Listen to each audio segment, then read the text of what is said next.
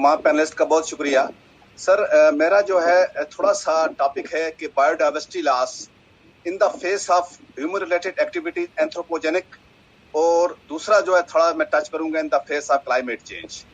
Sir, जब मैं हमारे लोगों को ये पता ही नहीं है कि बाघ की जो 3 तहसीलें हैं, हमारे पास वाइल्ड लाइफ की कौन सी स्पीशीज पाई जाती हैं, बायोडाइवर्सिटी की कौन सी स्पीशीज पाई जाती हैं, तो मैं जरा आज इग्नोर स्पीशीज के बारे में थोड़ा सा बात करूंगा कि वी हैव दी सर वेराइटी ऑफ बर्ड्स।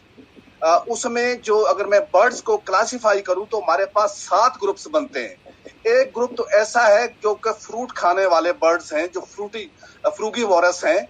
उनमें सर ये नटहैच है, बुलबुल है, पैराकीट्स हैं। इसी तरह जो ये जो फ्रूट है, अब ये खाते हैं लेकिन करते क्या है, ये फ्रूट खा के जो इनके सीड का जो डिस्पर्सल है वो वेजिटेशन की ग्रोथ का सबब है।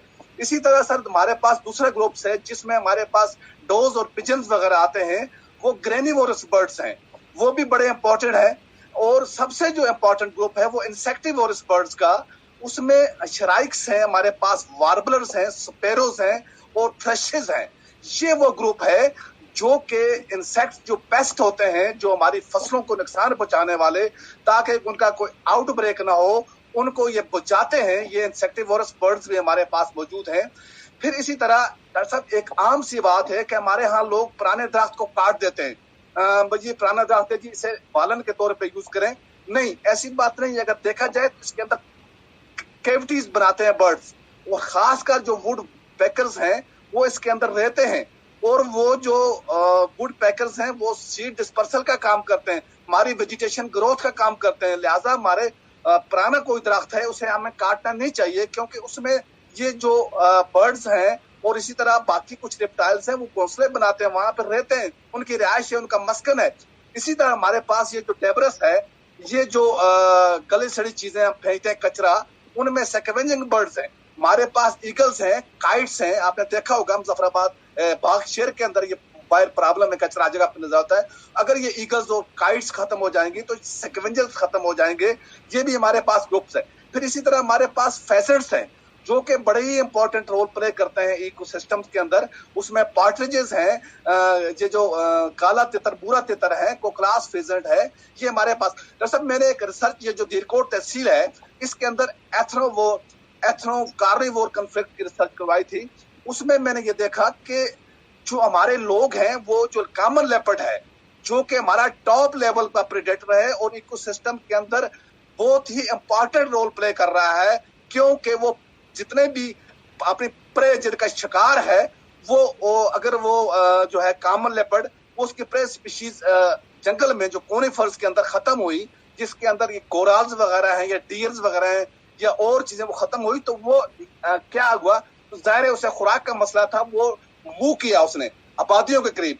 जब आबादियों के करीब आया तो उसने सोचा कि मैं जो लाइव स्टॉक है इसको किल करके ले जाऊं। तो वहां पे जब उसने देखा कि उसे तो एक शेल्टर मिल गया है, उसे जो ही वो कस्सी और नदी नालों में कस्सियों में पहुंचा तो वहां थिक फॉरेस्ट था, हमारे पास शरब्स थी, तो उसे प्रोटेक्शन मिल गई। तो वहां उसने देखा कि एक और मखलूक के बच्चे भी हैं, वो है वाइल्ड बोर। जब उसे वो भी मिला तो वहां पे वो रहना शुरू हो गया। तो मतलब मेरा ये मतलब है, ये जो कॉन्फ्लिक्ट्स हैं वाइल्ड बोर का या शेर से डरने वाला है, क्योंकि इंसान से कोई भी चीज जंगली वाइल्ड जानवर है वो नुकसान को नहीं पहुंचाता। तो इसलिए बात है, अगर कोई शेर का प्रॉब्लम है किसी जगह में, लोग डर रहे हैं, तो उसका बेहतरीन तरीका है कि वो आपने करीब जो है वो शेल्टर को देखें। कहीं ऐसा झुंड है जहां पे बिल्कुल नजर नहीं आता, तो शोल्डर में वहां पे शाख तराशी कर दें। जब शाख तराशी खत्म को बिल्कुल खड़े हो जाएंगे, वहां पे नजर आएगा, आप गुजरे नजर आएगा, तो वो लेपर्ड जो है वहां से भाग जाएगा, वो तो अपने जंगल में कोनिफर्स में चला जाएगा। इसी तरह बोर है वो भी चला जाएगा। तो मेरा कहने का मकसद ये है कि ये जो हमारा कॉमन लेपर्ड है, ये इकोसिस्टम के अंदर बड़ा रोल प्ले करता है। इसी तरह हमारे यहाँ रेड फॉक्स है, और एक और बड़ा ग्रुप है, मैंने 2012-13 में रिसर्च करवाई थी। ये जो स्मॉल मैमल्स है, जो खासकर जो तहसील धीरकोट है, इसके अंदर जो मैमल्स की जो है स्मॉल मैमल्स के वैरायटी है बहुत बड़े जो है, जो कि जिसमें हमारे यहाँ ये जो कटलंगाड़ा या मार्टिस फ्लेविकुला है, येलो थ्रोटेड मार्टन है, ये बहुत ही अहम रोल प्ले करता है, सीड डिस्पर्सल का काम करता है। तो ये बड़ा एक्टिव किस्म का। इसी तरह ये जो शार्ट टेल वीजल है ये हमारे पास है, स्मॉल इंडियन मांगूज है, जो के स्ट्रॉन्ग सीड डिस्पर्सल्स हैं। नंबर 1 ये एक तरफ वेजिटेशन की ग्रोथ का सबब बन रहे हैं, और दूसरी तरफ ये जो रेड्स जो हैं वो हमारे जो है रेड्स जंगलों में जो है उनकी पॉपुलेशन को कंट्रोल कर रहे हैं। और खासकर ये अर्थक्वेक के बाद हमारे आम लोगों को एक मसला आ गया, घर के अंदर चूहे बहुत हो गए। अब सवाल ये पैदा होता है कि चूहे क्यों पैदा हुए, ये चूहे खाते क्या हैं।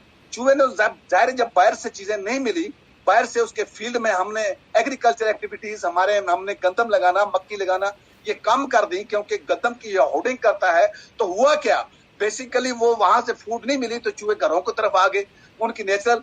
और ये जो जितने भी ये छोटे एनिमल्स हैं जिसको स्मॉल मैमल्स हैं, ये एक मस्टलिड्स ग्रुप्स और वीजल ग्रुप, ये जो ग्रुप है हमारे यहाँ ये तीनों तहसीलों के अंदर पाए जाते हैं। ये बेसिकली 2 बड़े इंपॉर्टेंट काम कर रहे थे, जो कि हमने वहां पे मार दिया जगह जगह। और ये कंट्रोल रेड्स की पॉपुलेशन के भी कंट्रोल कर रहे थे, और इसके साथ साथ ये जो वेजिटेशन की स्ट्रांग, क्योंकि ये खाते हैं और सीड्स वगैरह फ्रूट्स खाते हैं और सीड डिस्पर्सल का काम कर रहे थे। तो डॉक्टर साहब इसी तरह हमारे पास ये बेशुमार किस्म की वेल्थ है। ये जो मेडिसिनल प्लांट्स हैं तीरकोट के अंदर है ये जो अपना वो जो चुदन गली की तरफ है मेडिसिनल प्लांट्स, फ्लावरिंग प्लांट्स, ये आफ्ताब साहब बेहतर मतलब इस फील्ड के हैं। तो लिहाजा न सिर्फ हमारे पास सर, डॉक्टर साहब मैं एक चीज बात करता हूँ कि जब दुनिया बनी है तो हर असूल है, कोई भी जानवर, छोटी से छोटी आंट हो, मक्खी हो, या बड़ा कोई मैमल हो, या कोई बर्ड हो, या कोई, उसका फलसफा ये है कि शेयर्ड लाइफ फॉर ऑल। अब वो इस फलसफे के ऊपर पाबंद है, जबकि इंसान सेल्फिश हो गया है, लेकिन वो अपने कुदरत के निजाम पे कोई भी मखलूक जो है, मैं एग्जाम्पल करता हूँ, तीरकोट की मिसाल देता हूँ, सेब ट्री, सेब हमारा जो है वहां पे होता था। तो एक हम क्या करते हैं, सेब को सर बेसिकली पानी देते थे, लगाते थे, कुछ अरसे के बाद उसकी रूट्स डेवलप हो जाती थी, तो नेचर ने उसको फिर एस्टेब्लिश किया। तो अब वो जो बड़ा दरख्त हो गया तो वो सर्विसेज प्रोवाइड करना शुरू हो गया। अब वो सर्विसेज इंसानों को अपनी जगह है, फ्रूट उसकी अपनी जगह है, मवेशियों के लिए चारा आप अपनी जगह है, साया जो है कार्बन सिंक के तौर पे इस्तेमाल हो रहा है दरख्त, वो अपनी जगह है। लेकिन उसके जो बर्ड्स आते हैं जो कि फ्रूगीवोरस बर्ड्स हैं, वो जो है उसकी अपनी पॉपुलेशन का जो एप्पल है उसका सबब बनते हैं। तो लिहाजा ये जो एक फलसफा है कि हर जानदार, चाहे वो एनिमल हो चाहे प्लांट हो, वो शेयर्ड लाइफ फॉर ऑल के फलसफे के ऊपर काम कर रहा है, जबकि हम इंसान हैं जो कि सेल्फिश के तौर पे जो है काम करते हैं। दरअसल मैं ये जो बात कर रहा हूँ कि थ्रेट्स जो हैं ये एंथ्रोपोजेनिक जो है हमारे यहाँ ये छोटा इलाका है, पॉपुलेशन बहुत ज्यादा, ह्यूमन पॉपुलेशन का एक्सप्लोजन है, पॉपुलेशन बहुत बढ़ गई है। और खासकर आज से 30 साल पहले की बात करता हूँ, तो हमारे जो बुजुर्ग थे जो कि इनके पास एजुकेशन नहीं थी, पढ़े लिखे नहीं थे, दे हैव ए प्लान, उनके पास एक प्लानिंग थी कि अपने जमीन के पीछे किसी बन्ने के अंदर मकान को बनाए, एक लाइन्स के अंदर बनाए ताकि अपने खेत हैं। हुआ क्या, जब अर्थक्वेक के अंदर जो हमें रिलीफ एक्टिविटी मिली, उससे पैसा मिला, तो वो हमारा जो जॉइंट फैमिली कल्चर था वो हमारा डिस्टर्ब हो गया। अब यूरोप जो जितना अमेरिका है वो कहता है कि you have a best system, जबकि हम क्या कर रहे हैं कि कोई हमारा जो है प्लानिंग नहीं है, कोई गवर्नमेंट की प्लानिंग नहीं है कि भाई आपने विलेज के अंदर या टाउन्स के अंदर आपने कैसे घर बनाने। तो होगा प्रॉब्लम क्या है कि आपने किसी पहाड़ी पे खड़े हो जाए, just you can see the stars on sky, जिस तरह आसमान के ऊपर तारे हैं इस तरह हमारे सारी चीज। उससे प्रॉब्लम क्या हुआ कि हैबिटेट लॉस हो गया, हैबिटेट हमारा श्रिंक हो गया, हमारे बहुत से जो वाइल्ड एनिमल्स हैं वो वहां से